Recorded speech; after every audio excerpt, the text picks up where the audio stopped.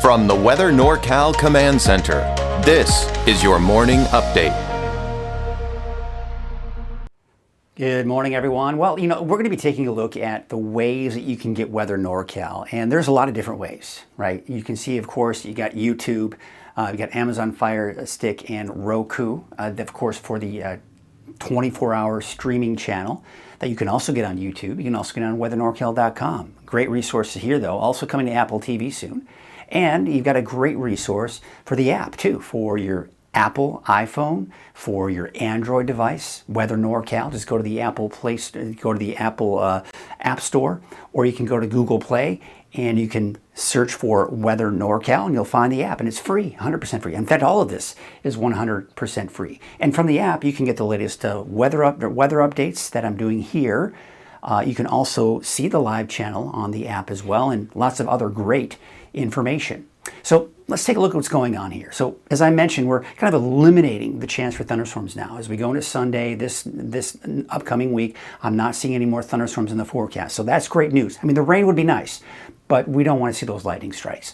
The highs will be kind of going up and down. We've got this roller coaster ride with the temperatures going through the next 7 to 10 days, but no major heat waves within those upticks in the temperatures. So here's what it looks like today. It's warming up. I think today is the peak of this weekend's heat wave, which will be about 105 degrees for Redding and Red Bluff, and Chico about 101 degrees. And for the mountains, as we take you into your Sunday afternoon, temperatures upper 80s and some low 90s in there as well, just depending on where you are. But nothing unusual for this time of the year. Now, I want to show you the fire potential because you may be wondering why we went from yellow, which is a low risk, to a moderate risk in the valley. Well, there are two reasons. Number one, it's heating up out there. We've certainly seen those temperatures get up to about 105 degrees, so that's contributing to some of the dry conditions we have out there. But what will also contribute to the dry conditions, there's going to be a bit of some winds. You can see this little area of green right here. So parts of the valley could see those winds upwards of low 20 mile an hour range here. All right, nothing major, but when you see the north wind along with the heat, it can really tend to dry things out here pretty quickly. So that is elevating the fire danger just a little bit. And then, of course, as we go into Monday, here's Sunday night into Monday, we're not going to see those winds really pick up here as we go into Monday afternoon. Should, for the most part, be upwards of around 10 miles per hour. Now let's talk about the chances for thunderstorms because we're not seeing any. Now, what we're seeing here are the afternoon cumulus clouds developing in the mountains, but I'm not seeing any thunderstorms this afternoon.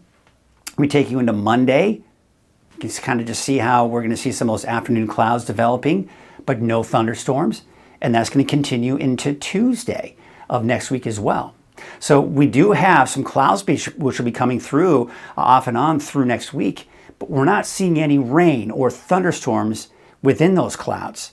There was some indication that, in fact, this particular forecast model was showing that next weekend may be a chance for thunderstorms. Now it's backing off on that. In fact, all the long-range forecast models I'm looking at are backing off on that. So no confidence in that rain for next weekend, but we'll have to kind of wait and see if anything kind of pans out.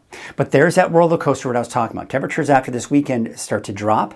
They go back up again, but actually going into that next week, they start to drop again. So kind of that roller coaster right up and down.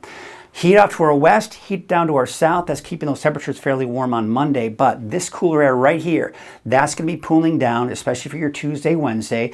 The peak of the cooling trend is Wednesday as that cooler air kind of rides to our north.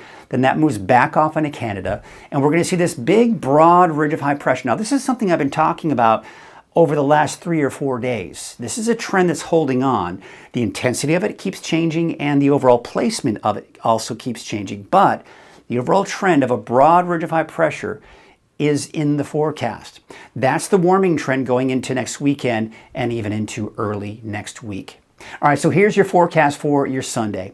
Temperatures, today is the peak of the warming trend. So about 105 degrees for Redding, 105 for Red Bluff, Chico about 101, about 100 out in Oroville, and in the 80s and some 90s for some of us in the higher elevations. So not too terribly warm for the mountains. Great place to maybe go cool off a little bit here. Maybe go for a nice hike this afternoon. But there's your look at your 7-day outlook for the mountains. Temperatures are also starting to drop. But another thing you'll notice, we're not seeing any lightning strikes. We're not seeing any wording of chances for showers or thunderstorms.